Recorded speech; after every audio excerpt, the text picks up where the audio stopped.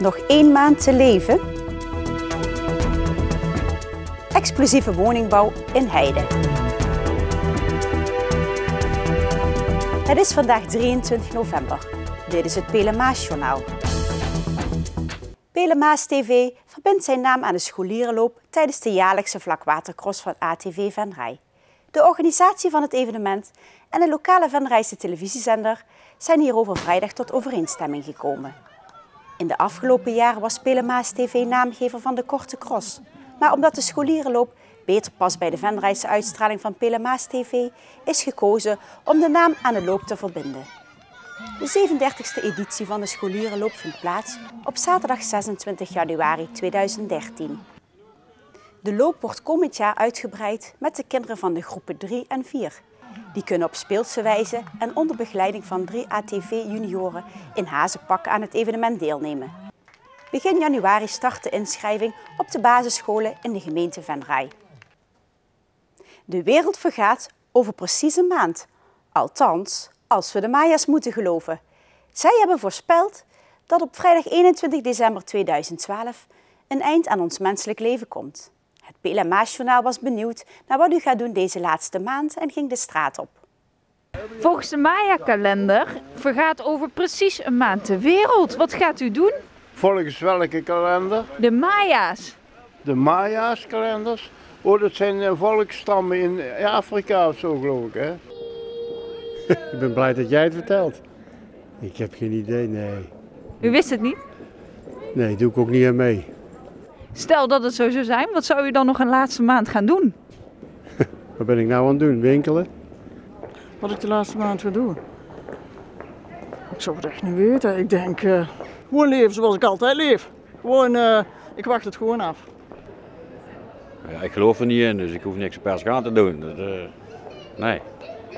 Gewoon mijn leven vieren en goed Kerstmis vieren daarna. Misschien dat ik die dag eraan denk, maar verder gewoon. Ik weet ook niet op welke dag het valt trouwens, 21 december. Vrijdag. Vrijdag. Gewoon een vrijdag zoals elke vrijdag. Genieten. Ja, meer kan je niet doen, hè. Gewoon maken wat er van te maken valt. Voor de rest weet ik het ook niet. Nee. Gelooft u erin? Ik niet, nee. Blijven gewoon rustig doorademen. Als je raketten, net zoals in Libanon en in Israël en zo. Oh, wat ga ik doen, hè? Ik ga ervan genieten, hè. Veel, vooral mooie dames uitnodigen op de boerderij, weet je wel. Gewoon helemaal alleen tussen de bossen, met paarden en zo. En dan bel ik wel eens af en toe een leuke escortdame en zo, hè. En dat ga ik dan veel meer doen als over een maand. Dan bel ik die om de anderste dag, hè. Nou moet ik een beetje aan mijn banksaldo denken. Maar als die dan zou vergaan over een maand, dan hoef ik daar niet meer bezorgd over te zijn, hè. Dank u wel voor uw verhelderende antwoord. Aanstaande Koopzondag is er in het centrum van Venray een heuse pietenspeurtocht. Tussen 12 en 4 uur zitten er in vele hoekjes en gaatjes pieten verstopt. Op het Schouwburgplein is een pietenspeurtochtkaart gratis op te halen. Wanneer ze allemaal gevonden zijn, is er natuurlijk ook nog een verrassing. Natuurlijk is Sinterklaas, net als Muziekpiet, Danspiet en Slaappiet ook aanwezig. Huizen worden niet meer verkocht en gebouwd. De woningmarkt ligt in heel Nederland door de crisis op zijn gat. Echter in het dorpje Heide wordt er volop gebouwd. Dus als je hier kijkt naar het nieuwe uitbreidingsplan aan de Groeneweg, dan zijn er op dit moment 11 en binnenkort zelfs 12 woningen in aanbouw. En dat is 8% van de woningvoorraad in Heide. Een percentage wat je nergens anders vindt in de dorpen of in de plaatsen, denk ik. Het percentage van 8% is uniek. Het dorp wil met deze nieuwe woningen ook meer jeugdige inwoners naar zich toe trekken. Er is 25 jaar niet gebouwd in Heide, met als gevolg dat veel jonge mensen zijn vertrokken. En nu willen we toch wel graag wat jonge mensen terugkrijgen in Heide. En door die huurappartementen is die mogelijkheid ook zeker aanwezig.